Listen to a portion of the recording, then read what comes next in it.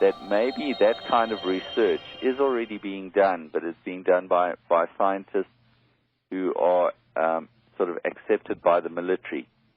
Mm-hmm. And that there is exactly right. that there are certain types of topics that really are not for public consumption. I would agree with that. And this whole idea of a nuclear star at the center, was that my imagination, or did I remember like 5 years ago, the Hubble or a deep space telescope imaged a matter gathering around a very tiny star somewhere? Do you remember that? Yeah, I think I recall something like that. Yes. You know, in my book there are lots of similar strange astronomical things, because I'll tell you what drew me to the idea of the star, and even Herndon will tell you this himself, is that a nuclear reaction produces a magnetic field. And the Earth has got a magnetic field. And the magnetic field varies tremendously.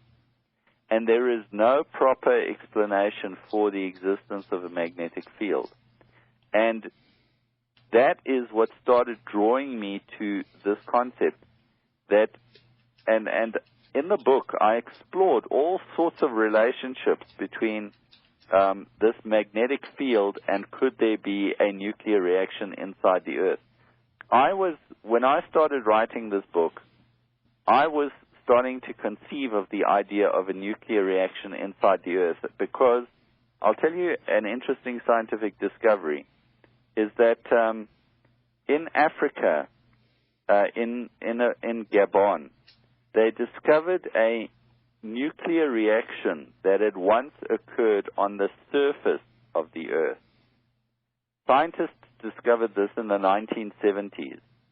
And they could prove that there was a nuclear reaction that ran for like 2 million years. Now, the nuclear reaction wasn't an explosion. The nuclear reaction just resulted in boiling water. But they could prove that nuclear materials just lying around randomly on the surface of the Earth was producing energy. And of course, if you start going inside the Earth, then you get heavier and heavier materials, and materials more conducive to nuclear reactions. So I started exploring the idea just through my own logic. I started saying to myself, could there be such a thing as an underground nuclear reaction?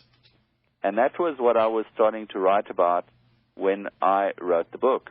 And that's why you'll see the stuff on Venus and all those things tie up so fascinatingly with this whole idea. And it was only right towards the end of the book that I discovered Dr. Herndon and what he was doing. And so the nuclear reaction, or the star inside planets, can be linked to a magnetic field. And you'll go and once you start digging into magnetic fields and planets, you'll see there's quite something there. It certainly explains everything very succinctly. Also, it explains this lore, which actually states that there is a kind of angry sun at the center of the planet. I have actually read this lore in alchemical books. In fact, the writer that I wrote about, Fulcanelli, his name is Vulcan, which is volcano, and Canelli in Italian is, tunnel or pathway or canal. And so his name means, the tunnel in the volcano. And what I would posit is that when they say volcano or Vulcan, the god Vulcan, they're really talking about this inner star. And I have no idea how they knew about it. Maybe there are, I don't know. We don't know. Racial memories run back so far. I must tell you that, when you start digging into these things, you find some really, really weird things. And that's what fascinated me about this topic. And, I researched for a long time. I mean, the book is huge.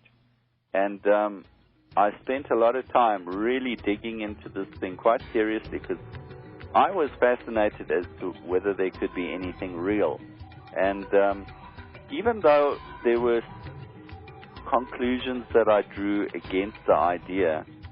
The fact of the matter is there are really some profound mysteries here as well. And the stuff of Dr. Cook was interesting.